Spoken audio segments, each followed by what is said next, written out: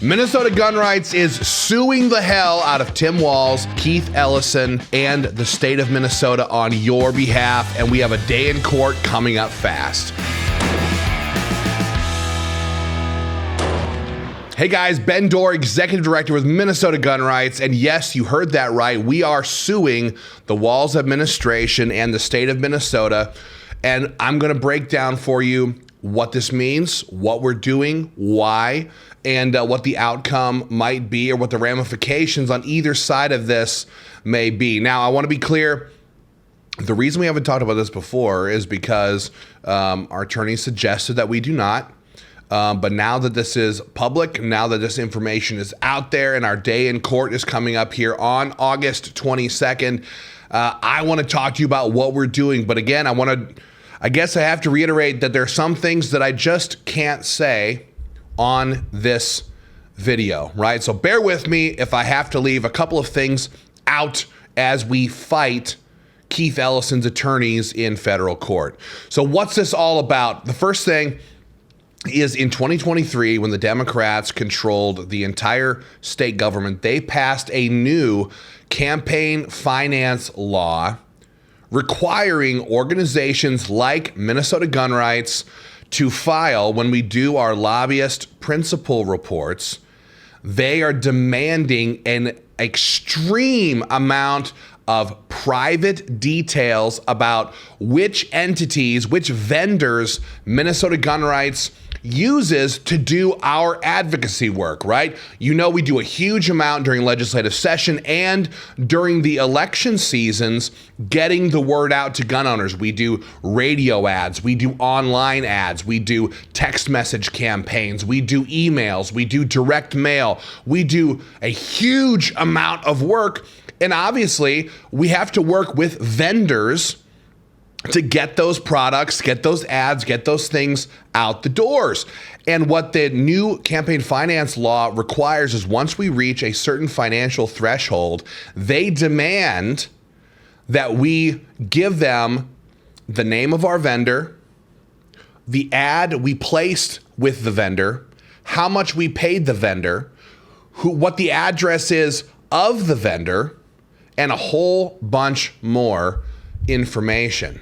And now, if that's not bad enough, what they're going to do with that information is publicly disclose it. So anybody, everybody, everywhere can see who it is that Minnesota Gun Rights does business with, who we use as vendors. Now, it's no surprise to you, we've talked about this before, but they pretend this is all about transparency in the political process. The reality is Minnesota Gun Rights, more than any other organization in this state, has been targeted by, we've been doxxed. I've had my home address published all over the place. We have had death threats. We have had people storming into our office. We have had to call the police. We have had vendors threatened. We've been dropped by vendors, us and our affiliates.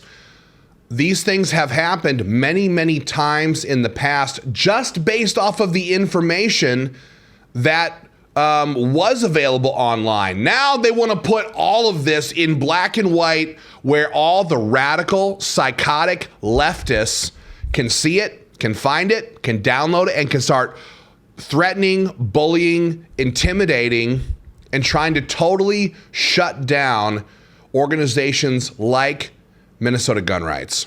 Now, you might think, well, maybe fair is fair. If everybody has to live under the same laws, then, nobody's being treated differently. No, you would be wrong. You would be very wrong. You see, the media, they don't have to abide by any of this. The parties, the political parties, they don't have to abide by any of this.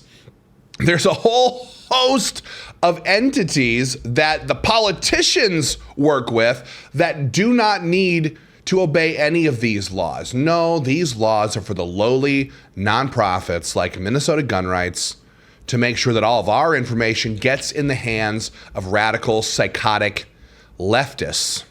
and we are fighting this in federal court. We are working with the very, very highly respected Institute for Free Speech. Those of you who know that name will know that Alan Gura is the head of their team. Alan Gura is, as some gun owners know, but I'm going to tell you right here, he's the guy who fought the Heller decision back in the day, right? So this guy is a consummate Second Amendment pro and got us one of the biggest federal victories in the Supreme Court that we have ever had. So we're very, very proud to be working with the Institute for Free Speech on this lawsuit. Now, we have our day, one of our first days in court, coming up on August 22nd. That's very, very close to now. I'm going to be at the Supreme Court building in Minneapolis for this hearing, fighting on your behalf. We're going to have our team there, a lot of great people and our attorneys, and we're going head to head with Keith Ellison's office. So that's all I have for right now. Obviously, the outcome of this determines whether or not Minnesotans have the ability to speak freely about what's going on in St. Paul.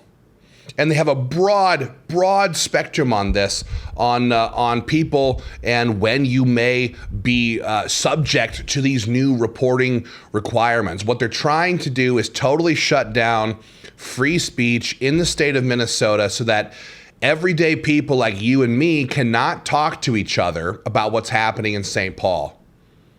And that if we say, hey, this bill is moving up there, contact your representative and tell them to vote no on this gun control, that right there is what they're trying to completely silence. They're trying to chill free speech. They call it the democratic process.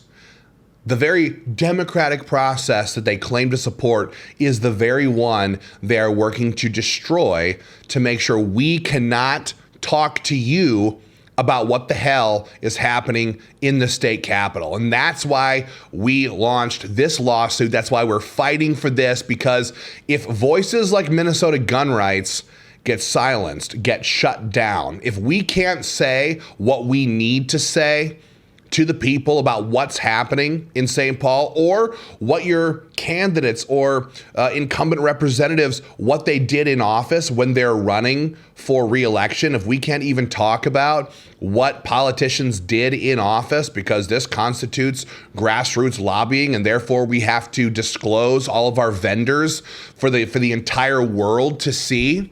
All this is designed to completely shut down and shut up Minnesota gun rights. Well, we're fighting them in court, and we're going to keep doing so.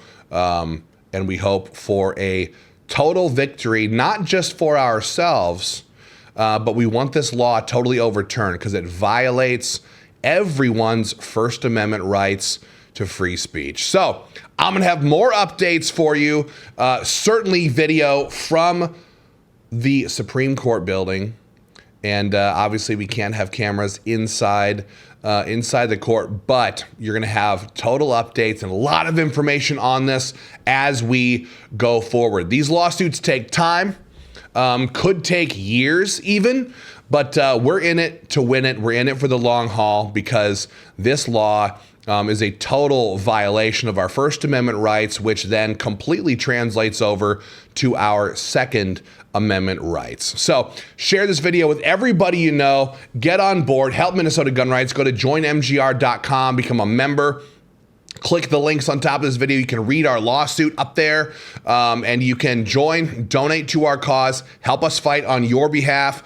And I'm going to have more updates for you very, very soon.